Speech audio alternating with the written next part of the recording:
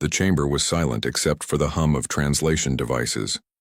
Ambassador Elena Volkov stood in the center of the circular room, surrounded by representatives from 17 different species. Above her, the dome showed the stars, cold and infinite. She kept her hands clasped behind her back, her face neutral. She had been a soldier once. She knew how to stand at attention while the world burned around her. The Thar ambassador spoke first. Its crystalline body refracted light in sharp angles as it moved. The human colony at Kepler Station responded to illegal corporate action with violence. 300 Vryn citizens are dead. Elena's jaw tightened. The Vryn tried to seize a human settlement by force. We defended ourselves. Defended? The Vryn representative clicked forward on 6 legs, its mandibles spreading wide. You slaughtered them. Your species shows a capacity for violence that terrifies this council. You come from Earth, a Class 12 Deathworld. Your planet tried to kill you for your entire evolution. You learned to kill back. Murmurs rippled through the chamber. Elena had heard this before. Earth's classification as a Deathworld had been a shock to the galaxy. Most species evolved on gentle worlds with low gravity, mild weather, and few predators. Earth was a nightmare by their standards. Heavy gravity, extreme weather, diseases, predators everywhere. Humans had climbed to the top of the food chain by being more stubborn and vicious than anything else. We survive, Elena said quietly. That's what we do. The Dalzim delegate floated in its water tank, its voice bubbling through speakers. That is precisely what concerns us. Humanity has been part of the galactic community for only 30 years. Already there have been 12 incidents of human violence. Your species does not negotiate. You dominate. That's not true, Elena started, but the Thar cut her off. The evidence speaks. This council has debated for 3 cycles. We cannot allow humanity to expand freely. You are too dangerous. Elena felt ice in her stomach. She had expected sanctions, trade restrictions, maybe even a quarantine. But the way they looked at her, the fear in their alien eyes told her something worse was coming. The Vryn delegation has proposed a solution, the Thar continued. One that satisfies justice without requiring execution. The Vryn ambassador moved to the center display. A hologram appeared. A planet. It looked wrong. The atmosphere was thick with storms. The surface showed active volcanoes. Red text blinked above it. Class 15. Deathworld. Elena's breath caught. Class 15. She had never heard of a Class 15. Designation KX-117, the Vryn said, and there was satisfaction in its clicking voice. Gravity is 1.8 times Earth standard. The atmosphere is breathable, but toxic flora covers 80% of the landmass. The fauna includes apex, predators in every ecological zone. Seismic activity is constant. Temperature swings reach 70 degrees within a single day cycle. No species has ever survived there longer than 3 months. You're sentencing us to death, Elena said flatly. We are giving you a chance, the Thar replied. Your entire colony at Kepler Station, all 50,000 humans, will be relocated to KX-117. You will be provided with basic supplies and 3 months of rations. After that, you will be on your own. If humanity can survive there, perhaps you will prove you deserve a place in the galaxy. If not, the crystalline being's light flickered. Then the problem solves itself. Elena looked around the chamber. Every ambassador avoided her gaze. They had already decided. This was theater. How long do you give us? She asked. Honestly? 6 weeks. Perhaps less. The Vryn's mandibles clicked in what might have been laughter. KX-117 will kill you faster than we ever could. Elena was quiet for a long moment. She thought about the 50,000 people at Kepler Station. Families, children, engineers and farmers and teachers. People who had left Earth looking for a better life and instead found a galaxy that feared them. She thought about Earth. Beautiful, terrible Earth. A planet that had thrown everything at humanity. Ice ages and plagues and predators and disasters. And humanity had survived them all. Not by being strongest or fastest, by being too stubborn to die. "We accept your verdict," Elena said. The council members shifted in surprise. They had expected pleading, begging. Elena met the Vryn ambassador's cluster of eyes. "We'll go to your Deathworld. We'll take our 50,000 people and we'll make it work." She smiled then, and it was not a kind smile. "And when we do, when we're still alive and thriving on a planet that's supposed to be impossible, I want you to remember this moment. Remember that you tried to kill us by exile because you were too afraid to face us directly." The Thar's light flickered with what might have been anger. "This council is adjourned. Transportation will be arranged within the week." As the ambassadors filed out, the Dulzim floated closer to Elena's platform. "I am sorry," it bubbled quietly. "I voted against this, but I was outnumbered." "I know," Elena said. She did know. She had counted the votes before they were cast. "It's not your fault." "What will you do?" Elena looked up at the hologram of KX-117, still rotating slowly in the center of the chamber. Storms raged across its surface. It looked angry. It looked impossible. "What we always do," she said. "Survive." The Dulzim swam away, leaving Elena alone in the vast chamber. She stood there for a long time, staring at the planet that was supposed to be her species' grave. Somewhere in the back of her mind she was already planning, already adapting. They wanted to send humans to hell. They didn't understand that humans had been there before. Elena tapped her communication device. "Get me colony command at Kepler Station. Tell them to start packing, we're moving." "Where to, Ambassador?" She looked at the storm-wrapped planet one more time. "Home," she said. "We're going home." The colony ship broke through the atmosphere of KX-117 like a stone hitting water. The entire hull screamed with stress as electrical storms hammered the shields. Inside, 50,000 humans held on to whatever they could reach while their world shook apart. Elena gripped the command chair armrest and watched the view screen. Below them, the planet revealed itself in all its hostile glory. Purple and black vegetation covered rolling hills. Mountains spat fire into the toxic sky. The ocean thrashed with waves that could swallow cities. Everything about the planet screamed danger. "Gravity reading confirmed at 1.8 standard," the pilot called out. "Air is breathable, but scanners show toxic compounds in the vegetation. Landing zone ahead is the most stable area we could find." "Most stable meaning what?" Elena asked. "Only 2 active fault lines and minimal megafauna activity." "Minimal?" "Compared to the rest of the planet, yes, ma'am." Elena almost laughed.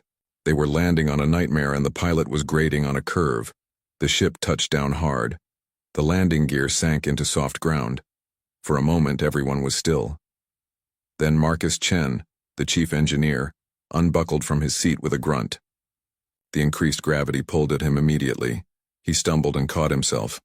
"Well," he said, breathing hard, "this is going to take some getting used to." Dr. Sarah Okonkwo was already at her sensor station, pulling up environmental data.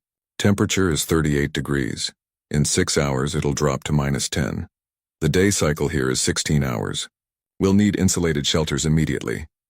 "Security Chief Morrison, get your teams ready," Elena ordered. "I want a perimeter established before we unload civilians.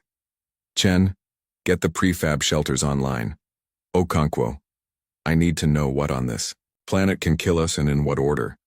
"That's going to be a long list, Ambassador. Then you'd better start writing." The loading ramp opened and the first human stepped onto KX-117. The gravity hit them like a physical blow. Some fell to their knees. Others managed to stay standing but looked like they were carrying heavy packs. The air smelled wrong, thick, and organic like rotting plants and something sharper underneath. James Morrison led his security team down the ramp. He was a big man, built like a tank, but even he moved carefully in the heavy gravity. His team fanned out with weapons ready. Military grade, not the civilian tools the Council thought they were providing. Humans had learned a long time ago to keep their best weapons secret. Movement at 2 o'clock, one of the guards called out. Something was coming through the tree line. It was big, 4 meters tall at least, moving on 6 legs with a body like armored plating. Its head was all teeth and sensors, An apex predator. The galaxy's observers watching from orbit probably expected the humans to panic. Morrison brought his rifle up. Spread out, crossfire pattern, aim for the joints. The creature charged. It was fast, despite its size. The humans opened fire. Plasma bolts hit the armored hide and most bounced off. But Morrison's team had fought before. They knew how to hunt. They aimed for the legs, for the gaps in the armor, for the softer tissue around the head. The creature went down thrashing. Morrison approached carefully and put 3 more shots into its skull. The thrashing stopped. "Get a sample to Dr. Okonkwo," Morrison ordered. "And somebody check if this thing is edible." Above them on the observation ship, the alien watchers were recording everything. One of the Vrin officers clicked nervously. "They killed it. They killed an apex predator within 10 minutes of landing, noted in the report," the Thar commander said quietly. "But this proves nothing. Wait until nightfall. Wait until the temperature drops and the real predators come out." Down on the surface, the humans were working. Prefab shelters went up in record time. Teams moved with military efficiency because most of them had military training. Elena had made sure of that when selecting the colony. The galaxy thought they were exiling farmers and families. They were. But they were also exiling engineers who could build fortifications, doctors who had worked in war zones, and soldiers who knew how to fight on hostile ground. By the time the sun started to set, a sun that was too blue and too bright, the colony had a defensive perimeter. Electric fences powered by portable generators, guard towers at the corners, sensor nets to detect movement, and in the center, the shelters arranged in a grid pattern that could be defended from multiple angles. The temperature dropped fast. Within an hour, it went from hot to freezing. The humans sealed themselves into heated shelters and waited. The predators came at full dark. Sensors lit up with contacts. Dozens of them. Things that crawled and flew and ran on too many legs. They threw themselves at the electric fence and died in bursts of sparks. But more kept coming. The guards in the towers opened fire, their weapons lighting up the night. In the medical shelter, something unexpected happened. A woman named Lisa Chen went into labor. Dr. Okonkwo left the sensor data and ran to help. The shelter was warm, but the sound of weapons fire and screaming creatures was everywhere. Lisa screamed too, but for different reasons. 3 hours later, while the battle still raged outside, a baby girl was born.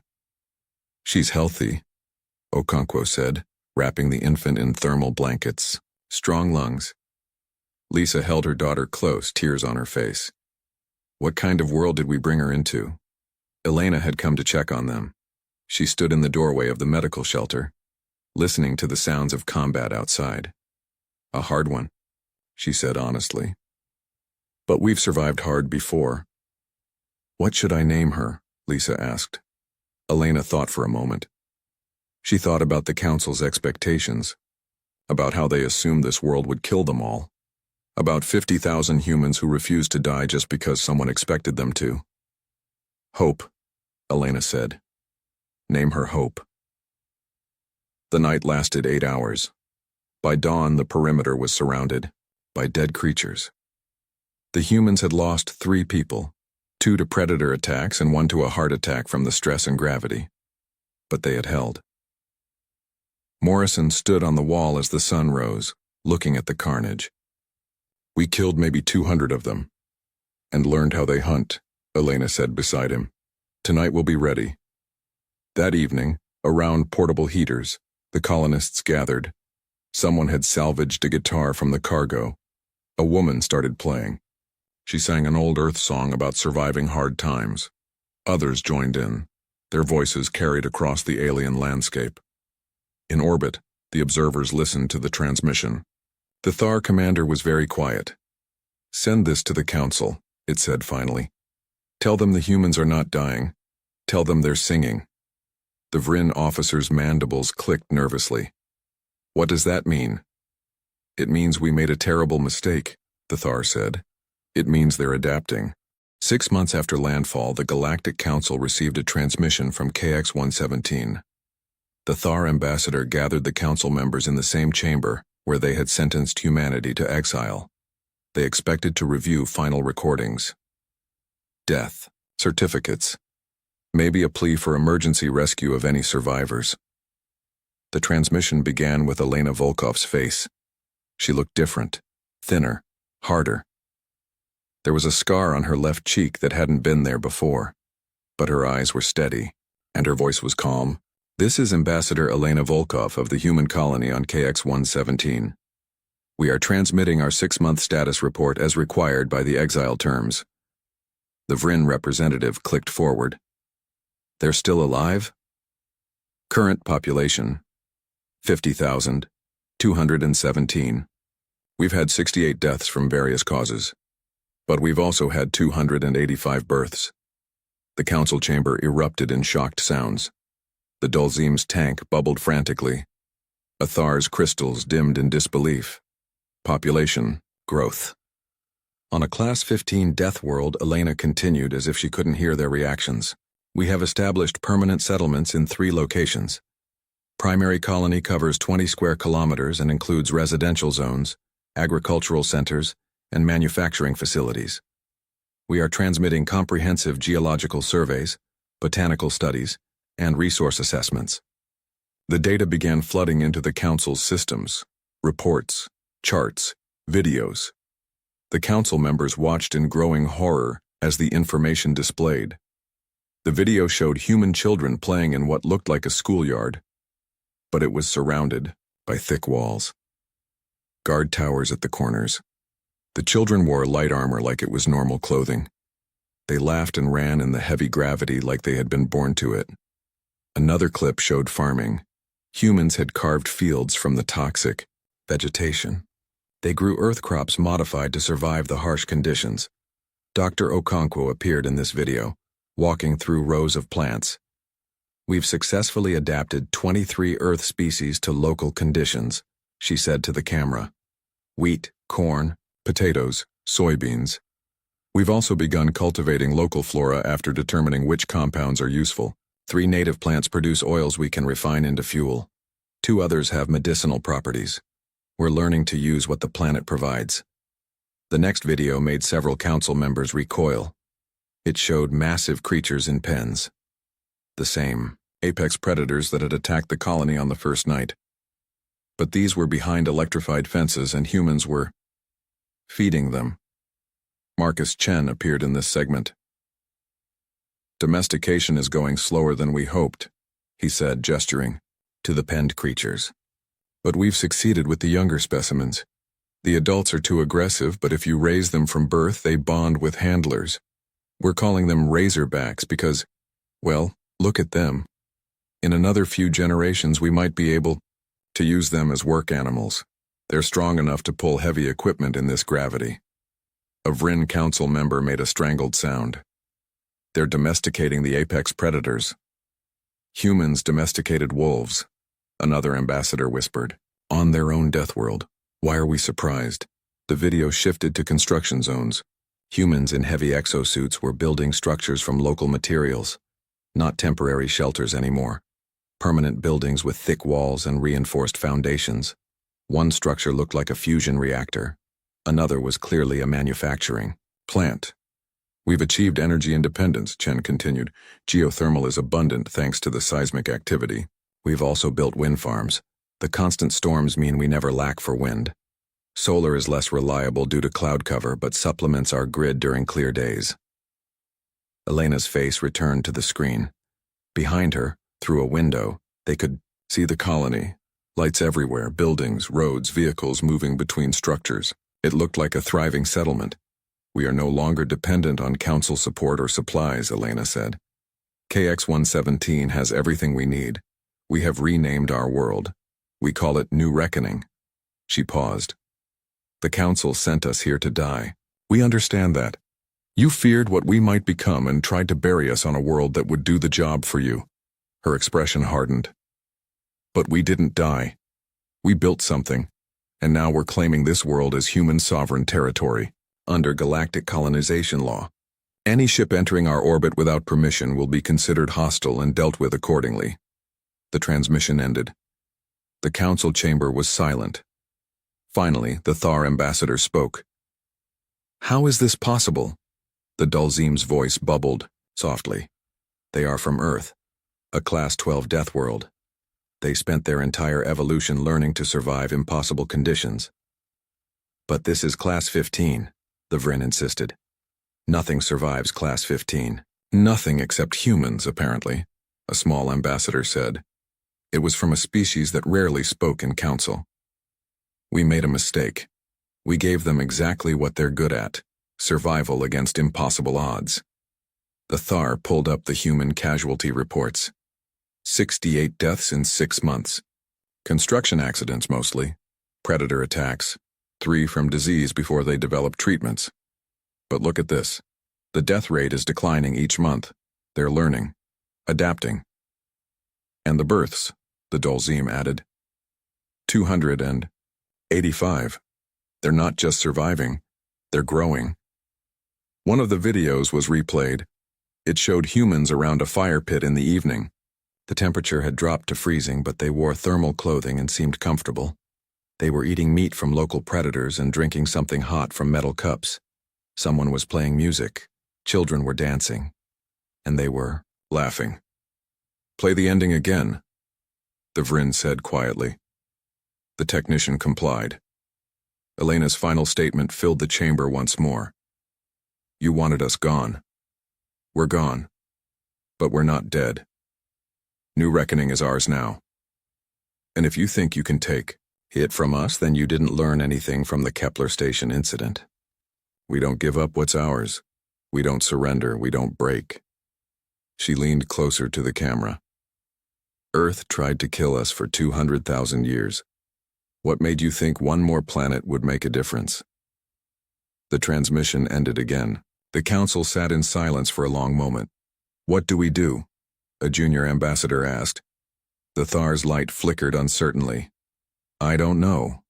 We sent them to a world no one can claim. No one can live there except them. We gave them a fortress. No one can assault. We made them untouchable," the Dulzim said quietly. The Vryn representative who had proposed the exile in the first place had not spoken. Now it moved forward slowly, its mandibles clicking in what might have been distress. "I thought we were being merciful. I thought we were giving them a chance to prove themselves or die honorably." "You gave them exactly what they wanted," the Thar said. "A world the galaxy fears too much to touch. A place where they can grow without interference." Its crystalline structure flickered with what might have been respect or fear. "You gave them freedom." The council adjourned with nothing resolved. As they left, the Dulzim swam close to the viewing screen where Elena's face was frozen in final frame. "She said they would send us a postcard," it bubbled quietly. "I think this was it." On New Reckoning, Elena stood on the wall of the colony and looked out at the alien landscape. The sun was setting again. The temperature was dropping. Soon the predators would come, but the defenses were better now. The humans were better now. "Think they got the message?" Morrison asked beside her. "Oh yes," Elena said. "They got it loud and clear. And now they know. We're not going anywhere. This is home now." Below them, in the colony, life continued. People working, children playing, families eating dinner together, a whole community adapting to a world that was supposed to be unsurvivable. Hope, now 6 months old, was crying in the medical center. Her mother sang to her, an Earth lullaby about stars and dreams and finding your way home. On a Class 15 Deathworld, humanity was putting down roots. 2 years after the exile, New Reckoning was thriving. The population had grown to 75,000. Some came from Earth, volunteers who wanted to prove something to the galaxy. Others were born there, children who knew no other home than the Deathworld.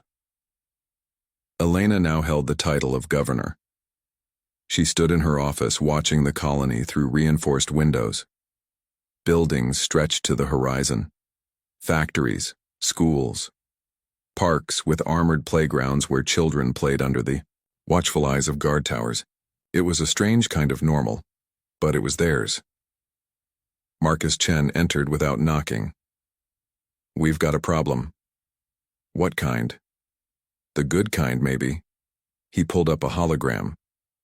"We've been refining Deathworld survival technology for our own use. Gravity-resistant materials, toxin filters, gene therapies to help people adapt faster. Turns out other species have noticed." The hologram showed trade inquiries, dozens of them, species offering resources in exchange for human technology. Elena raised an eyebrow. "The galaxy that exiled us wants to buy from us? Apparently surviving impossible conditions is profitable." Chen grinned. "We could name our price." But Elena was reading another message. This one was marked urgent and private, from the Thar homeworld. "This is different," she said quietly. The message was a plea. The Thar were facing an ecological disaster. A predator species on their world had evolved rapidly, becoming more aggressive and resistant to their control methods. It was spreading across their colonies. The Thar, who had never needed to fight for survival, were helpless against it. They were asking humanity for help. "It's a trap," Morrison said when Elena showed him the message. "They exile us, and now they want us to come. Running when they have problems?" "Maybe," Elena admitted. "Or maybe they're desperate enough to swallow their pride." "What's the price?" Chen asked. Elena smiled coldly. "Everything. Full recognition of New Reckoning as sovereign territory, a council seat, and an official apology." She sent the reply. To her surprise, the Thar agreed to all terms within 6 hours. 3 weeks later, a small human ship entered orbit around the Thar homeworld. The team was small, 12 specialists led by Morrison. They were experts in hunting, tracking, and killing things that didn't want to die. On Earth, they might have been called exterminators. Here, they were Deathworld specialists. The Thar representative who met them was crystalline and nervous. Its light flickered with anxiety. "Thank you for coming. We have lost 17 colonies to the creatures. They breed faster than we can contain them." Morrison looked at the briefing data.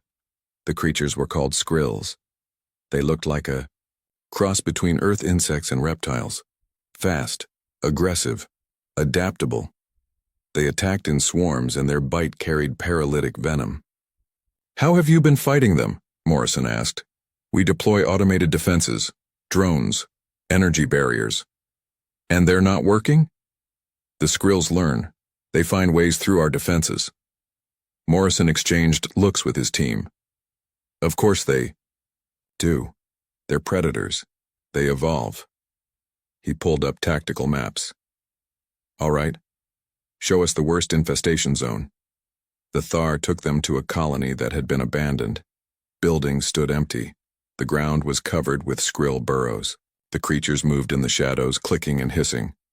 "Your people evacuated?" Morrison asked. "Yes. We lost only 38 citizens before we withdrew." Morrison didn't comment on how the Thar considered 38 deaths worth evacuating an entire colony. On New Reckoning, they'd lost that many in the first week and kept fighting. "All right," he said. "Here's how this works. We don't hide behind barriers, we hunt." Over the next 3 months, the human team taught the Thar how to fight, not with drones and automated systems, with tactics, strategy, understanding your enemy. They taught them to think like predators. The humans tracked skrill movement patterns, found their breeding grounds, learned their behavior. Then they struck, not at random encounters. At the heart of the infestation, the Thar watched in horrified fascination as Morrison's team moved through skrill territory. The humans wore light armor and carried weapons designed for close combat. They moved in small groups covering each other. When skrills attacked, the humans didn't retreat, they counterattacked. "They're insane," one Thar observer said. "They're fighting in melee range." "They're effective," another replied quietly. The humans cleared the colony in 6 weeks. They eliminated the breeding queens, collapsed the burrows, and hunted down the remaining skrills. Then they taught the Thar how to maintain the defenses. "You can't just rely on technology," Morrison explained to the Thar security forces. "The creatures adapt. You need to adapt faster, learn how they think, predict their moves, be more aggressive than they are. The Thar security chief's light flickered uncertainly. This is not our way. Then change your way, or the Skrills will keep winning. By the end of 3 months, the Skrill population was under control. The Thar had learned not just how to fight this specific threat, but how to think differently about threats in general. It was a fundamental shift in their culture. As Morrison's team prepared to leave, the Thar representative approached Elena, who had arrived for the formal recognition ceremony. "Your methods are brutal," the Thar said, "but effective. We are grateful." "Don't thank us," Elena said. "Pay us. And remember this the next time you think humans are too dangerous to be trusted." Word spread fast through the galaxy. Humanity had solved a problem no one else could. Within months, other species were quietly approaching new reckoning with their own impossible situations. A mining colony on a high-gravity world needed help establishing permanent structures. Human engineers arrived and did in 6 weeks what the other species had failed to do in years. An agricultural world was facing soil contamination that killed all their crops. Human xenobotanists introduced modified earth plants that not only survived, but cleaned the soil. A research station was being harassed by local predators. Human security teams established defenses and taught the researchers how to coexist with the wildlife. Every mission succeeded. Every time humans proved they could handle conditions that other species found impossible. Back on New Reckoning, Elena stood before the colony in the central square. It was the 2-year anniversary of their arrival. Thousands gathered to hear her speak. "When we came here, they thought they were burying us," Elena said. "They sent us to a world that was supposed to kill us. They expected us to beg for mercy or die quietly." She paused. "We did neither. We built. We survived. We thrived." The crowd cheered. Children who had been born here. Adults who had grown stronger in the heavy gravity. Families who had made this Deathworld home. "Now the galaxy comes to us for help," Elena continued. "The same species who feared us now need us, and we help them, not because we forgive what they did, but because we're better than they thought. We're better than they feared." She looked out at her people. Survivors. All of them. "They tried to bury us. They didn't know we were seeds." The cheering was deafening. That night, the colony celebrated. Music and food and stories. Children ran through the streets while adults watched from fortified positions. It was a strange life, but it was theirs. In orbit, the observation ship recorded everything. The Thar commander sent one final report to the council. "Humanity has become indispensable. They solve problems we cannot. They survive where we cannot. They have earned their place in the galaxy. I recommend full council membership with all rights and privileges." The vote was scheduled for the following month. The galaxy was changing, and humanity was the reason why. 5 years after the exile, the Galactic Council reconvened in the same chamber where they had sentenced humanity to death. Elena Volkov stood in the center once again, but everything was different now. She wore formal diplomatic attire bearing the seal of New Reckoning. She stood taller, stronger from years in heavy gravity, and she was not alone. Behind her stood representatives from 3 other human colonies, all established on Class 12 and higher death worlds. The Thar ambassador called the session to order. "We gather to vote on humanity's petition for full council membership. The floor recognizes Ambassador Volkov." Elena stepped forward. 5 years ago, you sent 50,000 humans to die on a Class 15 death world. You were afraid of us.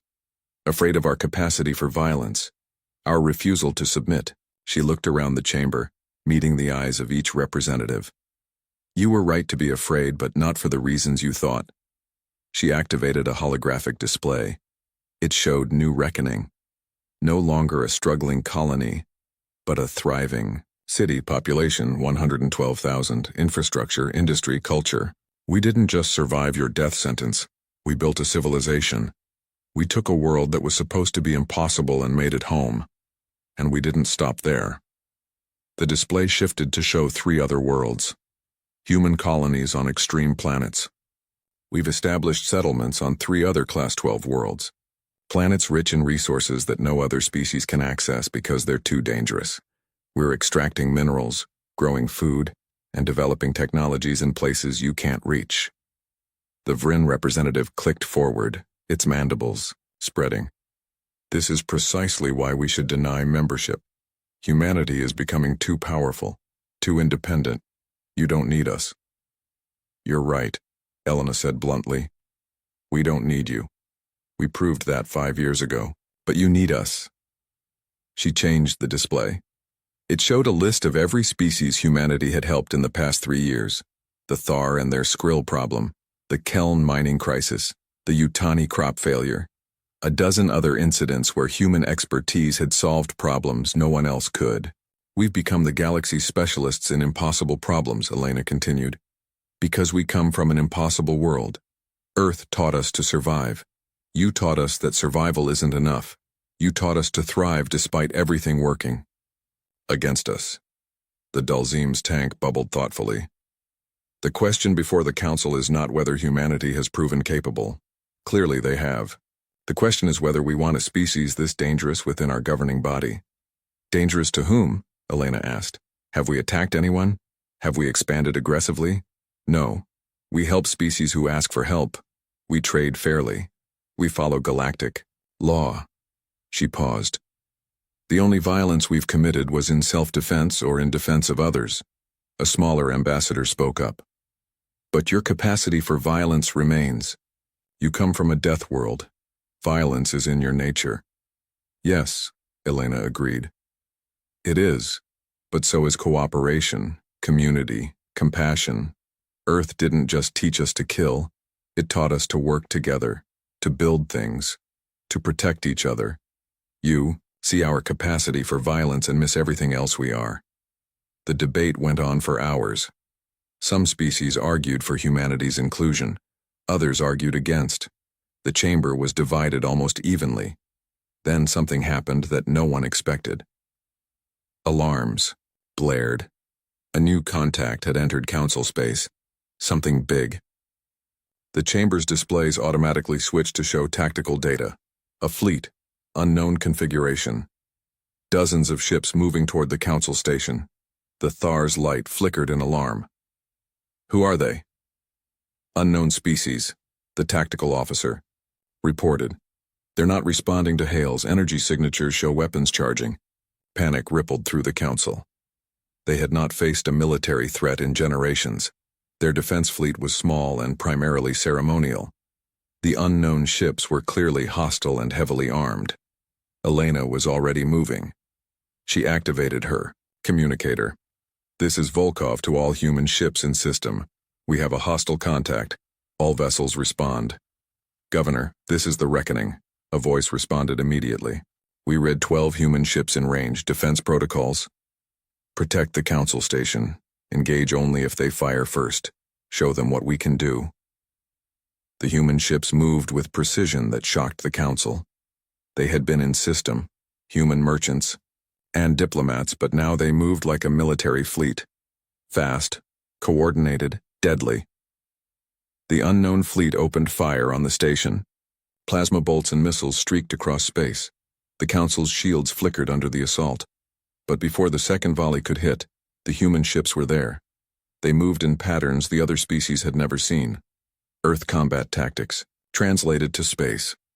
Covering fire, flanking maneuvers, focus fire on priority targets. The humans didn't have the biggest ships or the most advanced weapons. But they fought like they had been born to it. Because they had. The battle lasted 17 minutes. The hostile fleet tried to adapt, but humans had been fighting opponents that adapted for their entire history. Every move the enemy made, the humans countered. When 3 hostile ships tried to break through to the station, 2 human vessels put themselves directly in the line of fire. They took damage but held position until reinforcements arrived. 1 human ship was destroyed. 23 humans died. But the hostile fleet broke and retreated. The council station was safe. In the chamber, the representatives watched in stunned silence. They had just seen humans fight to protect them. die to protect them, not because they had to, but because it was the right thing to do. Elena was receiving casualty reports, her face grim. The destroyer Freedom's call was lost with all hands.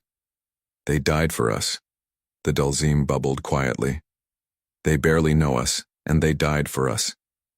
The Thar ambassador's light flickered with something that might have been shame. 5 years ago, we sent them to die. Today they died saving us. Elena looked at the council.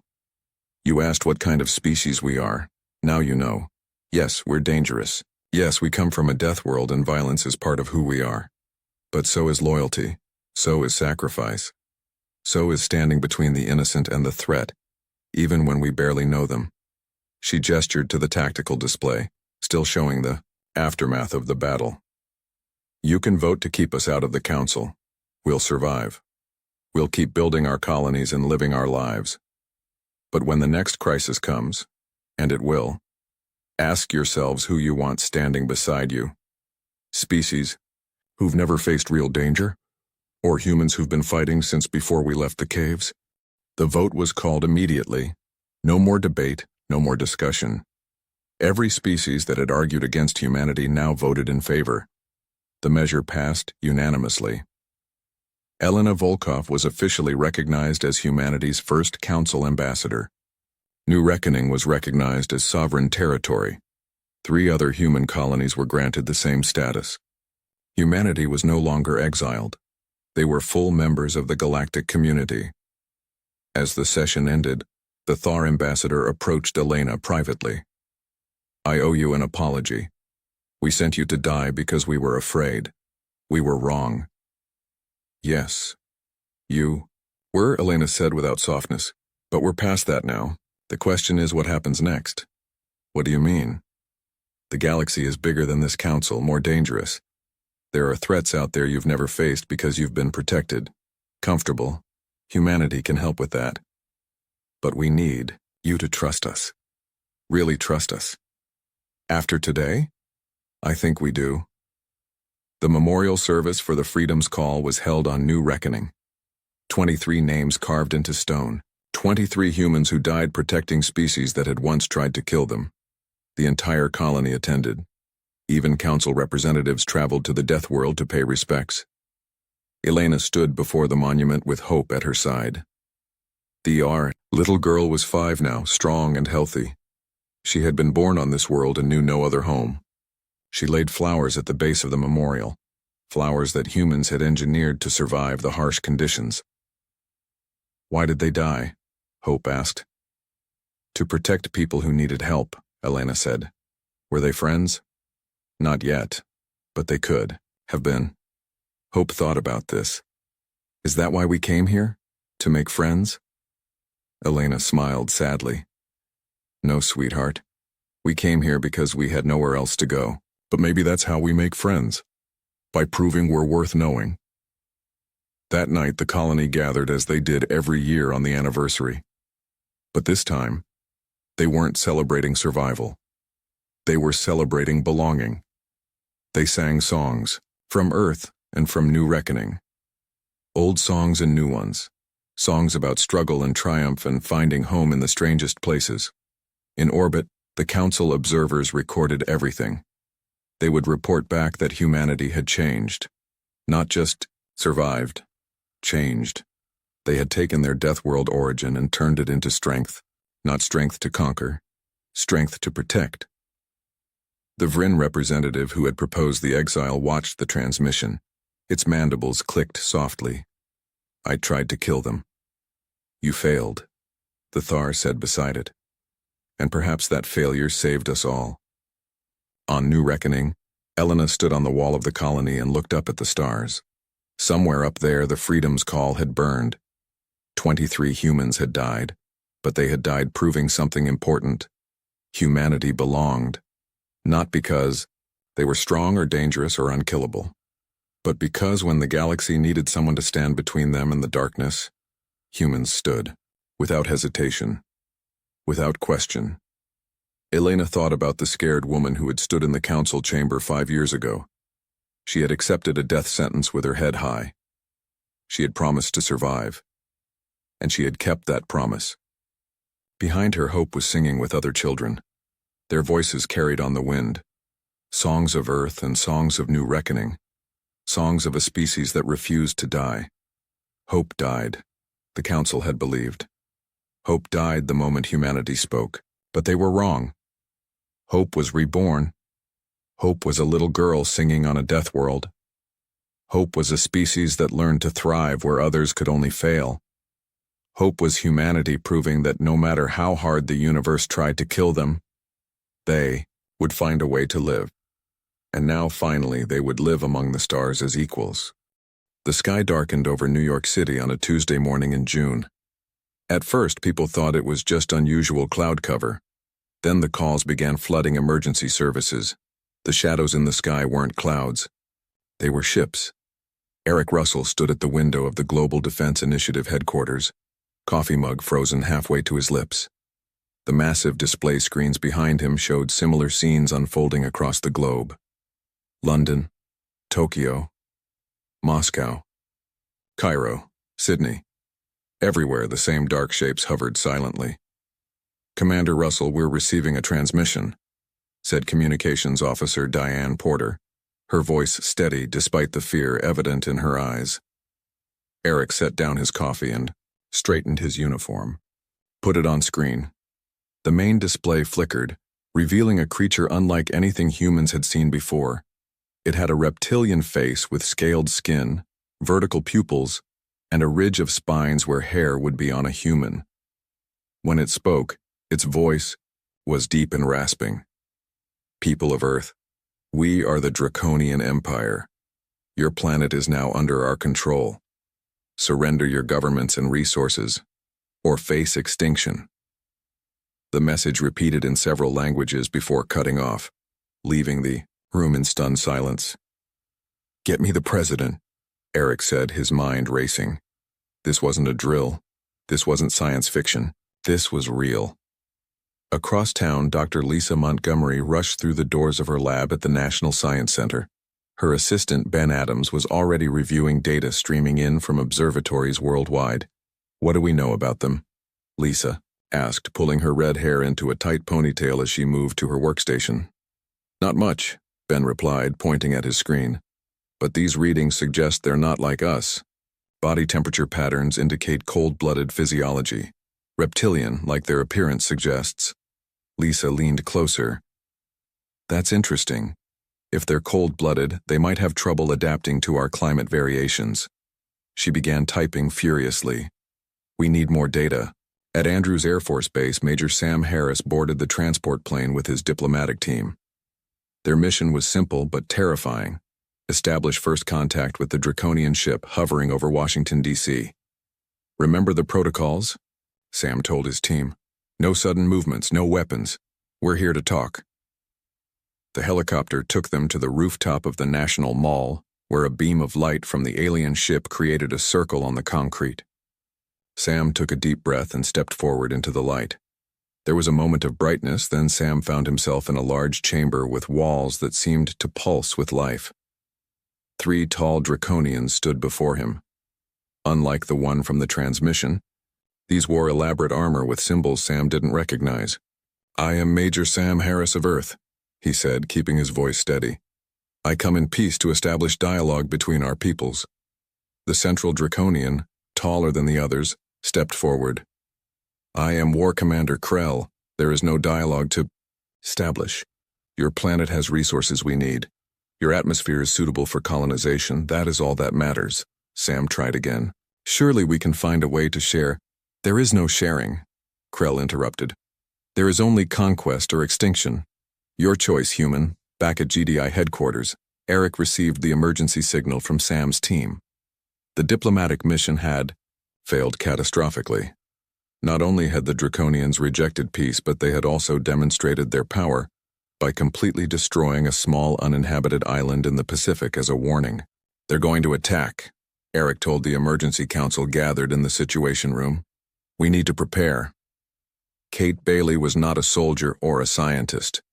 She was a 24-year-old astronomy student who happened to have access to an old observatory in Colorado.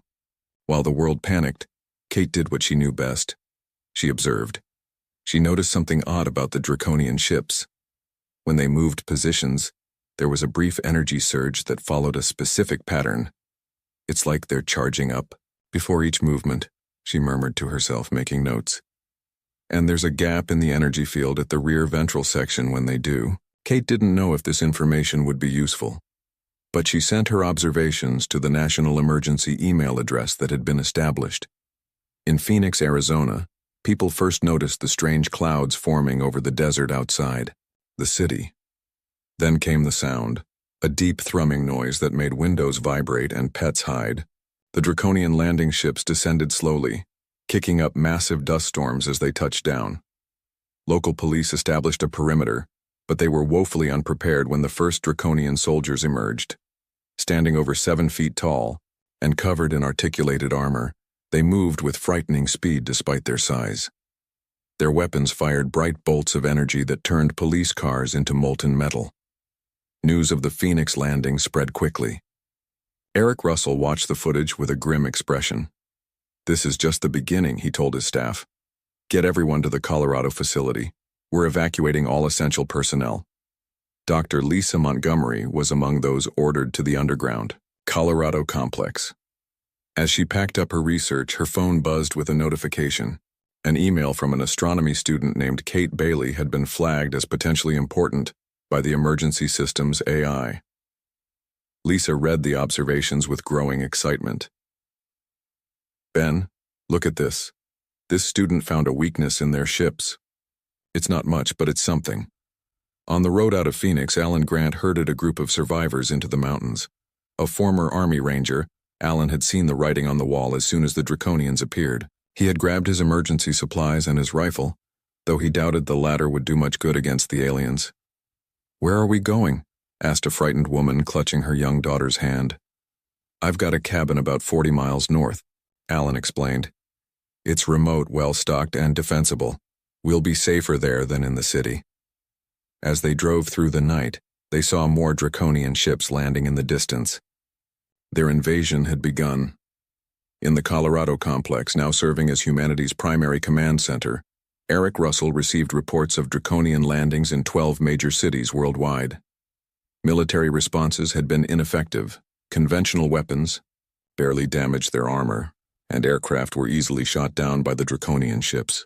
"Sir," said Diane Porter, handing him a tablet. "Dr. Montgomery wants to meet. She says she may have found something." Eric nodded, feeling the weight of command heavy on his shoulders. "Tell her I'll be right there, and get me satellite coverage of all landing zones. We need to know exactly what we're dealing with." As he walked through the busy corridors of the complex, Eric knew that humanity's survival would depend on finding the Draconians' weakness, and they needed to find it fast. 2 weeks after the first landings, the Draconians controlled most major cities around the world. Their ships hovered over the ruins of once great metropolises, casting long shadows across the land. Humanity was on the run, but not defeated. Alan Grant watched through binoculars as a Draconian patrol moved through the forest below his mountain cabin. 5 alien soldiers in their gleaming armor walked in formation, their weapons at the ready. They were searching for survivors. "They're getting closer," Alan whispered to the group gathered behind him. What had started as a handful of people fleeing Phoenix had grown to nearly 30 survivors hiding in and around his property. "What do we do?" asked Frank, a schoolteacher who had proven surprisingly resourceful in the past weeks. Alan lowered the binoculars. "We need to move deeper into the mountains, and we need to find a way to fight back." That night, as the group packed their essential supplies, Alan's radio crackled to life. Since the invasion, most communications had been down, but some military and emergency frequencies still worked sporadically. "This is Colorado Command to any survivors. If you can hear this, we are organizing resistance. Repeat, we are organizing resistance." Alan grabbed the radio. "This is Alan Grant, former Army Ranger, with a group of 30 civilians in the northern Arizona mountains. We're mobile and ready to help." The voice on the other end belonged to Diane Porter. "Mr. Grant, we need people like you. We're sending coordinates for a rendezvous point. Can you make it there? Alan looked at his map. 3 days on foot. We'll be there. In the underground Colorado complex, Dr. Lisa Montgomery worked tirelessly in her makeshift lab. The facility had been designed as a fallback command center during the Cold War, but now it housed the remains of the Global Defense Initiative and whatever scientists could be saved from the initial attack. Lisa studied tissue samples taken from a dead Draconian soldier. The aliens had remarkable regenerative abilities and incredibly dense muscle fibers, but their nervous system had an unusual structure. Dr. Montgomery, a voice called from the doorway.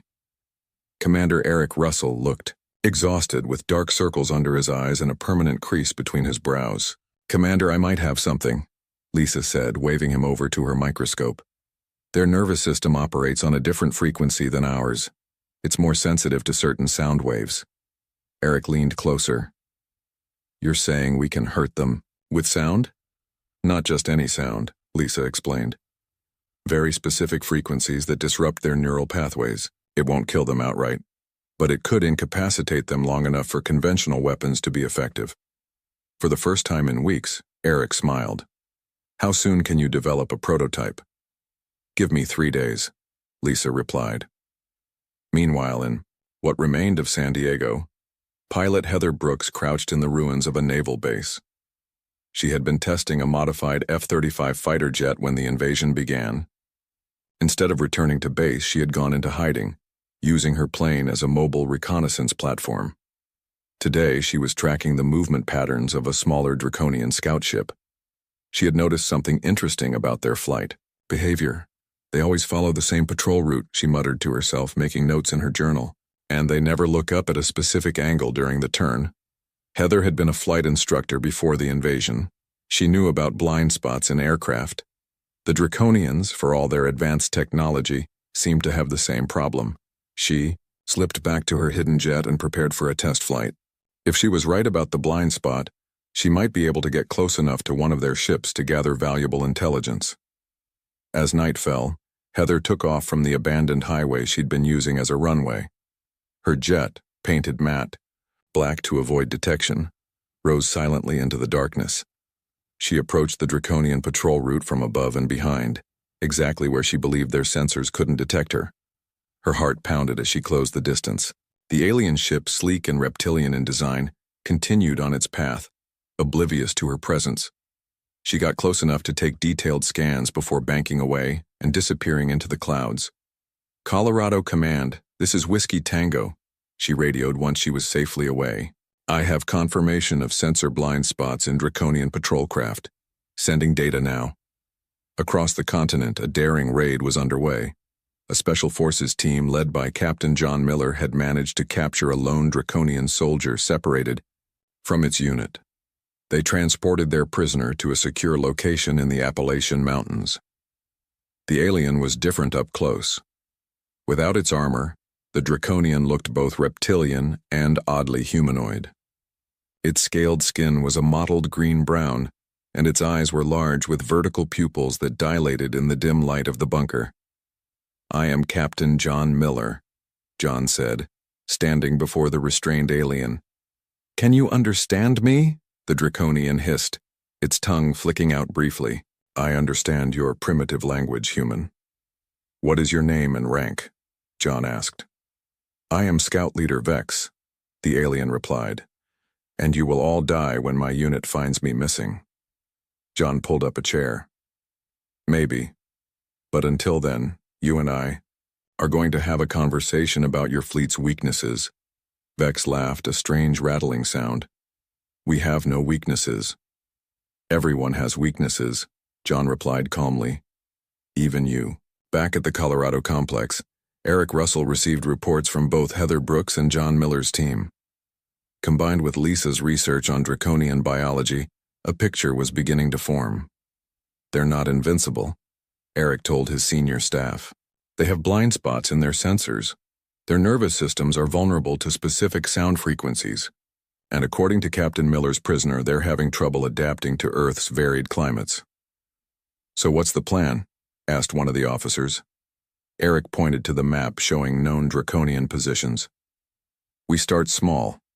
Test Dr. Montgomery's sonic weapon against a patrol.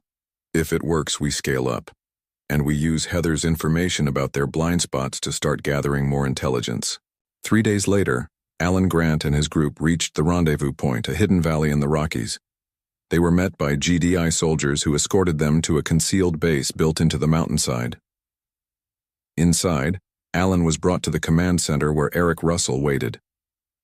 "Mr. Grant," Eric said, extending his hand. "I hear you've been keeping quite a few people alive out there." Alan shook the offered hand. "Just doing what needs to be done, Commander. Now, I hear you might have a way to fight these lizards?" Eric nodded and led Alan to Lisa's lab, where she was putting the finishing touches on a device that looked like a modified directional speaker. "Mr. Grant," Lisa said, looking up from her work, "how would you like to test this against a draconian patrol?" Alan looked at the device, then back at Eric and Lisa. A slow smile spread across his face. "Just tell me when and where." For the first time since the invasion began, humanity had hope. It wasn't much, a sonic weapon untested in field conditions, intelligence about blind spots that might be fixed, and information from a prisoner who might be lying. But it was more than they had yesterday, and tomorrow they would make the draconians bleed. Dawn broke over the Rocky Mountains, painting the snow-capped peaks in golden light. In a narrow valley, Alan Grant and his team moved silently through the trees. Each person carried a backpack containing one of Dr. Montgomery's sonic devices. "Remember," Alan whispered to the group, "these are prototypes. We get close, turn them on, and see if they work. If they don't, we run. No heroes today." According to intelligence from Heather Brooks's reconnaissance flights, a draconian patrol routinely passed through this area every morning. It was a perfect opportunity to test the new weapons. Frank, the school teacher, checked his watch. "They should be here in 5 minutes." Alan nodded and signaled for everyone to take positions. The plan was simple: surround the patrol route and activate all the sonic devices at once. If Dr. Montgomery's research was correct, the sound would disrupt the draconians' nervous systems long enough for Alan's team to observe the effects. They didn't have to wait long.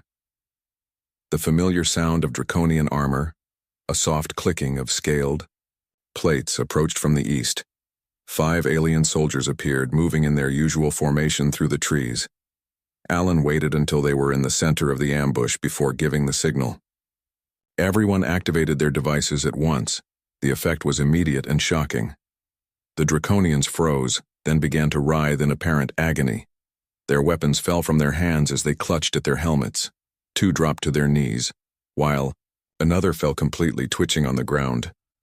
"It works," Frank whispered, his eyes wide. Alan was already moving.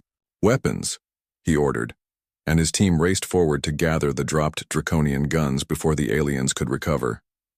They retreated quickly, leaving the disoriented draconians behind. Back at the Colorado complex, Dr. Lisa Montgomery received Alan's report with excitement.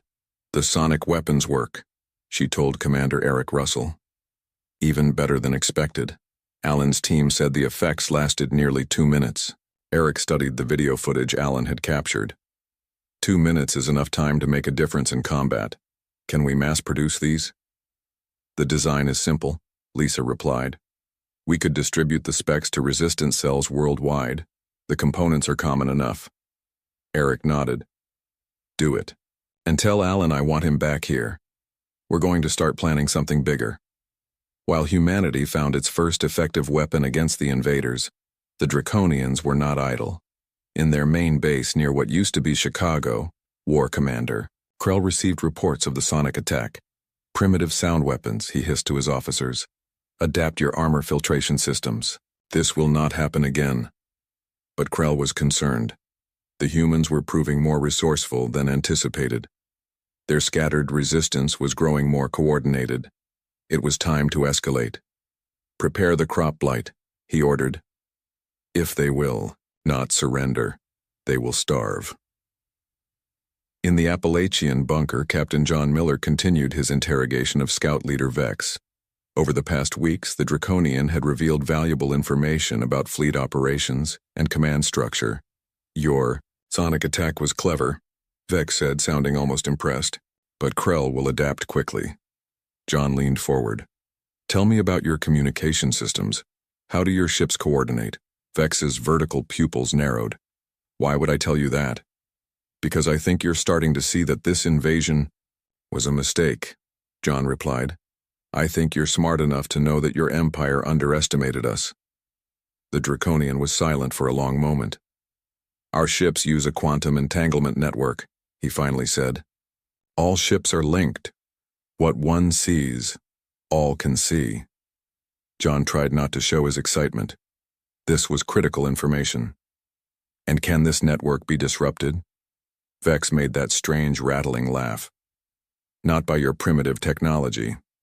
But John had seen the flicker in the alien's eyes. There was a way. In San Diego, Heather Brooks prepared for her most dangerous mission yet. Using the information about Draconian blind spots, she had managed to get close enough to several patrol ships to plant tracking devices. Now she knew the location of something much bigger, a Draconian carrier vessel. Colorado Command. This is Whiskey Tango, she radioed. Target located, requesting permission to proceed with reconnaissance. Diane Porter's voice came back. Permission granted, Whiskey Tango. Lieutenant Clark's team is standing by for extraction if needed. Heather took a deep breath and started her pre-flight checks. This mission would take her directly into the heart of Draconian-controlled airspace. The information she could gather would be invaluable, but the risk was enormous. As night fell, she took off, her modified jet flying low over the landscape. The Draconian carrier loomed ahead, a massive ship hovering over the remains of Los Angeles. Using the blind spot approach she had perfected, Heather managed to get close enough to scan the vessel's external structure. That's odd, she murmured, noticing a large section near the bottom of the ship that her instruments couldn't penetrate. That must be important. Suddenly, alarms blared in her cockpit. She had been detected. Energy weapons fired from the carrier, streaking past her aircraft. Heather rolled and dived, using every evasive maneuver she knew. Colorado Command, I'm compromised, she shouted into her radio. Data sending now. Tell Lieutenant Clark. A blast caught the edge of her wing, sending her into a spin. Fighting for control, Heather aimed her damaged jet away from the city and toward the extraction point where Lieutenant Olivia Clark and her special operations team waited. She ejected just before her jet crashed into the hills outside the city. Her parachute deployed and she landed roughly on a hillside. Within minutes, Lieutenant Clark's team found her. Did the data transmit? Heather asked as they helped her to her feet. Olivia nodded. Every bit. You found something big, Brooks. Let's get you out of here. Back at the Colorado complex, Eric, Russell studied Heather's scan data with intense interest. That shielded section, he said, pointing to the screen. According to Vex's information, that's likely their main communication array. If we could disable it, we could cut off a significant portion of their fleet from the command structure, Lisa finished. Eric turned to the assembled resistance. Leaders. It's time for Operation Thunderclap. We're going to coordinate a global assault using the sonic weapons. Alan's team will lead the ground forces. Heather and Olivia will target that communication array. Around the world, resistance cells received encrypted messages containing the plans for Dr. Montgomery's sonic weapons and instructions for Operation Thunderclap. In hidden bases and remote outposts, humans prepared for their first major counterattack. At the same time, Draconian ships released clouds of engineered microbes over Earth's major agricultural regions. Within days, vast fields of crops began to wither and die. It was a race against time. Could humanity strike effectively before starvation weakened their resistance? The answer would determine the fate of the planet. Alan Grant looked at the assembled fighters in the mountain base. They were an unlikely army. Soldiers and civilians, young and old, all united by the will to survive. Tomorrow, he told them, we show these Draconians that Earth doesn't surrender. Tomorrow, we start taking our planet back. A cheer went up from the crowd, echoing through the mountain halls. For the first time since the invasion began, it sounded like victory might be possible. Operation Thunderclap began at dawn. Across the globe, resistance fighters armed with sonic weapons launched simultaneous attacks on draconian positions. From the ruins of Berlin to the outskirts of Sydney, the sound of battle filled the air. Alan Grant led the largest group, 300 fighters advancing on the draconian stronghold in what used to be Denver. Their sonic weapons cleared a path through the alien patrols, leaving disoriented draconians vulnerable to conventional weapons. "Keep moving," Alan shouted as they pushed forward. "Don't give them time to recover." The draconians had adapted, somewhat, to the sonic attacks. Their armor now included sound-dampening technology, but it wasn't perfect. The weapons still affected them, just not as completely as before. Frank moved alongside Alan, firing his recovered draconian weapon at a group of aliens attempting to flank their position. "They're falling back." Alan nodded grimly. "They're not used to retreating. We've got them confused." Inside the Denver stronghold, the draconian commander frantically tried to contact War Commander Krell for instructions. But something was interfering with their communications. All he received was static. That something was Lieutenant Olivia Clark and her Special Operations team. While ground forces attacked draconian positions worldwide, Olivia's team had a more specific mission: disable the main communication array on the carrier ship Heather had discovered. Olivia, Heather, and 5 other operators had infiltrated the massive ship using a captured draconian scout vessel. They wore modified environmental suits designed by Dr. Montgomery to mask their human heat signatures. "This way," Heather whispered, consulting the scan data on her wrist device. "The array should be 2 levels down." They moved silently through the alien corridors, avoiding patrols when possible, and using silent takedown techniques when not. The interior of the ship was warm and humid, clearly designed for the draconians' reptilian biology. Finally, they reached a massive door marked with alien symbols. "This is it," Olivia said. "Plant the charges." While her team placed explosive devices around the sealed doorway, Olivia checked her timer.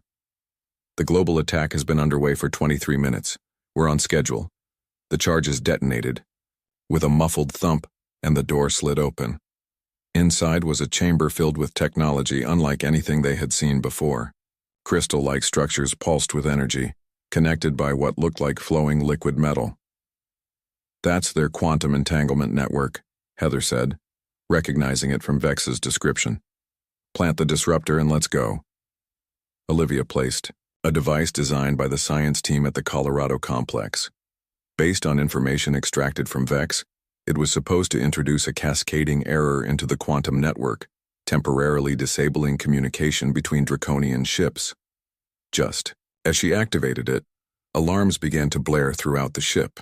"We've been detected," Olivia said calmly. "Time to go." They fought their way back to their stolen vessel, using sonic weapons to clear their path. 2 of Olivia's team were injured in the retreat, but everyone made it back to the ship. As they detached from the carrier and flew away, they could see the effects of their mission. All across the Los Angeles basin, draconian ships were hovering in place, no longer coordinating their movements. "Colorado Command, this is Blue Team," Olivia radioed. "Mission accomplished. Communication disruption successful." Back in the Colorado complex, Eric Russell monitored reports coming in from around the world. The disruption of the draconian communication network had created exactly the advantage they needed. Without centralized command, the alien forces were falling into disarray. "Commander," Diane Porter said, rushing into the command center.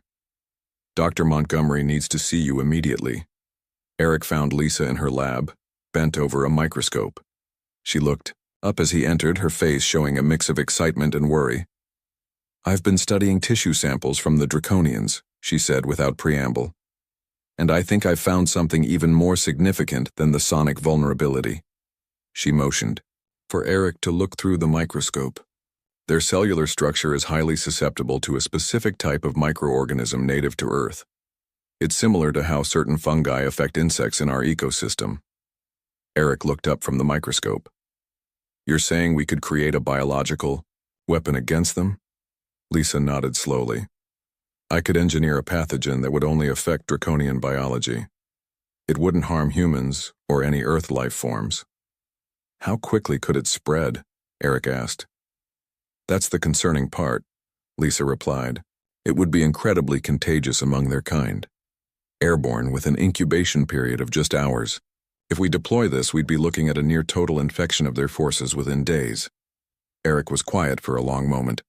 Using biological weapons, even against invaders, crossed a line that humanity had long agreed not to cross. But these were desperate times. Develop it, he finally said. But we'll only use it if absolutely necessary. Meanwhile, in New York City, Alan Grant had received new orders. After the success in Denver, his team was directed to the ruins of Manhattan, where intelligence suggested the Draconians had established their main terrestrial communication relay.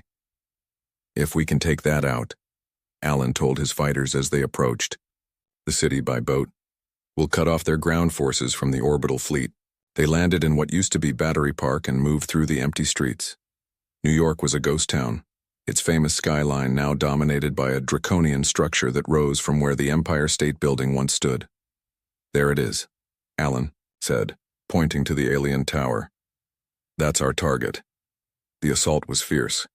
Even with their communications disrupted, the Draconians fought savagely to protect the relay. Alan's team used their sonic weapons to create openings, then pushed forward with conventional weapons and recovered Draconian technology. Frank took a hit from an energy weapon and went down. Alan dragged him to cover behind a destroyed bus. Hang in there, he told his friend. We're almost through. The wound was bad. The energy weapon had burned a hole through Frank's shoulder. But he gripped Alan's arm with surprising strength. Finish it, he said through gritted teeth. Don't stop for me. Alan nodded and rejoined the fight. Yard by yard, they advanced toward the alien tower. The sonic weapons continued to prove effective, especially in the enclosed spaces of the city streets where the sound waves bounced and amplified. Finally, they reached the base of the tower. Alan and a small team fought their way inside while the rest provided cover. They planted explosives throughout the structure, setting timers for 10 minutes. Everyone fall back, Alan ordered as they emerged. 10 minutes to detonation. They retreated through the city, carrying their wounded. Behind them, the Draconian tower erupted in a massive explosion that sent debris raining down for blocks.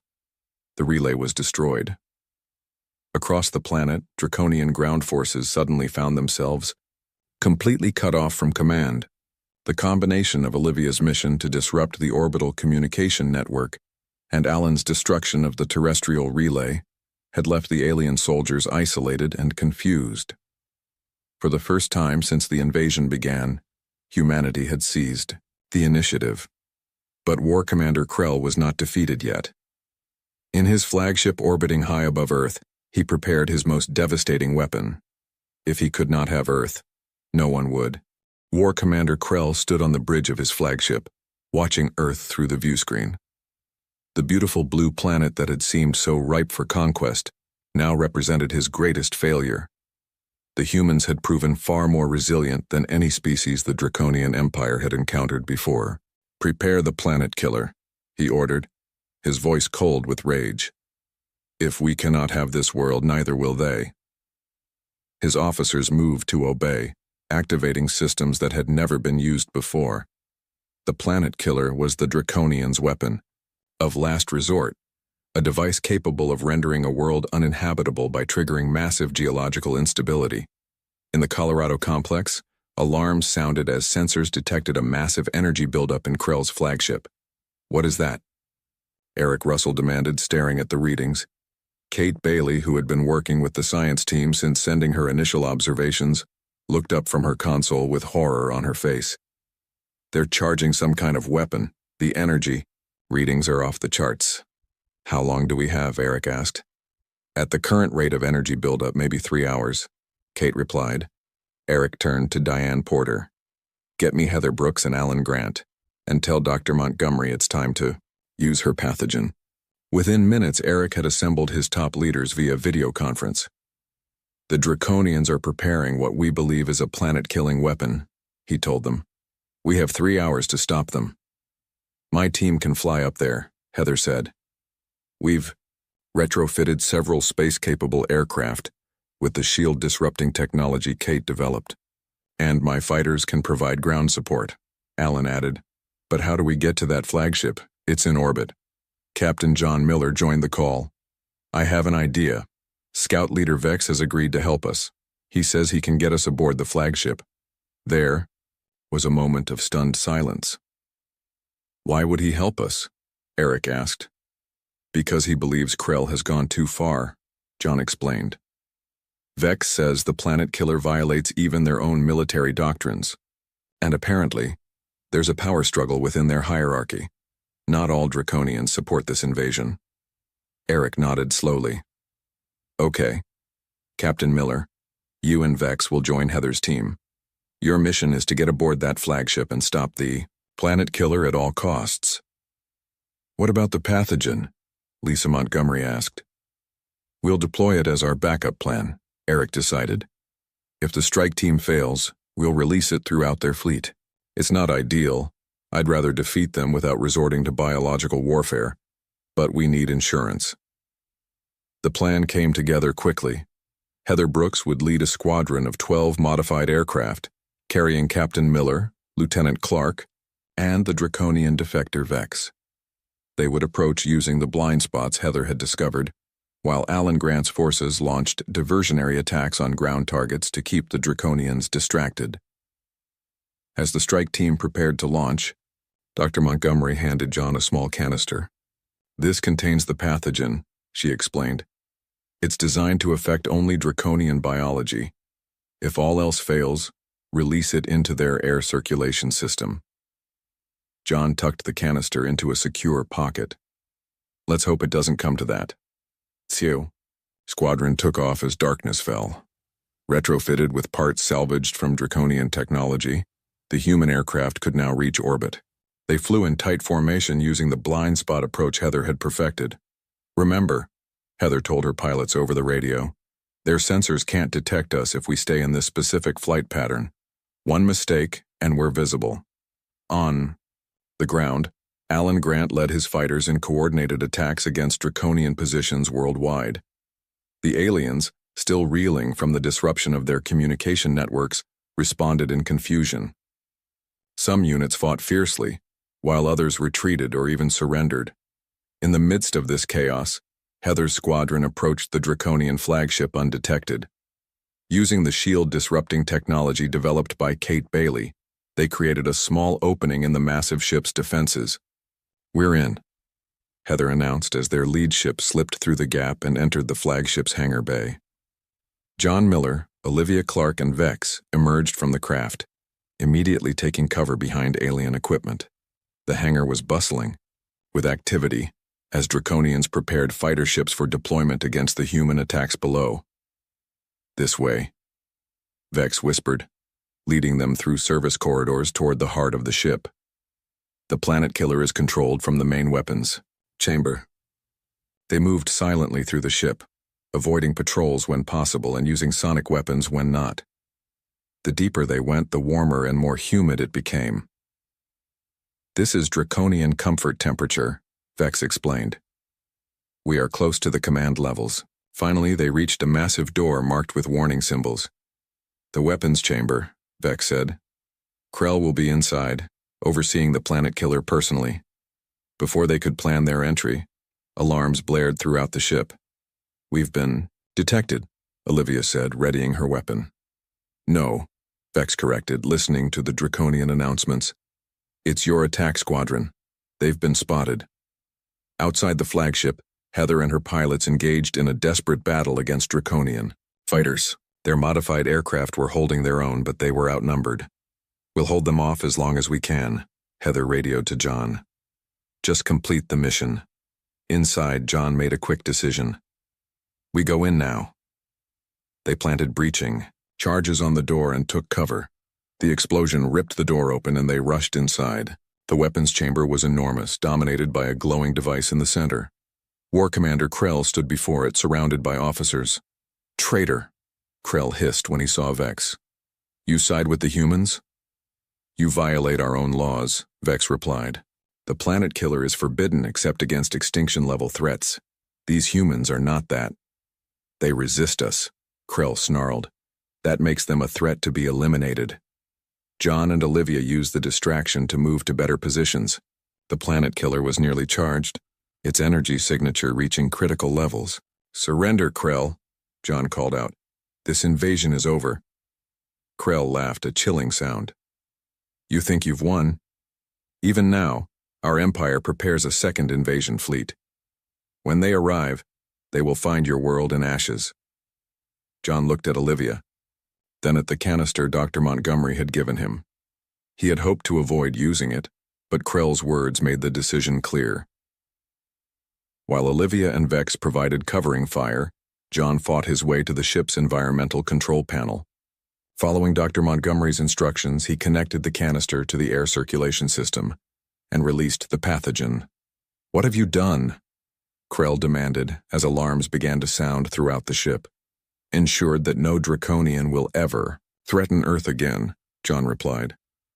The effect of the pathogen was swift. The Draconians began to cough and struggle for breath. John, Olivia, and Vex, protected by specialized masks, used the chaos to disable the planet killer and secure the weapons chamber. "Colorado Command, this is Captain Miller," John radioed. "The planet killer is disabled. The flagship is secure." Within hours, the pathogen had spread throughout the Draconian fleet. Most of the alien invaders were incapacitated, and those who weren't surrendered quickly. The invasion was over. 1 month later, Eric Russell stood in what remained of the United Nations building in New York. Representatives from around the world had gathered to decide the fate of the surviving Draconians.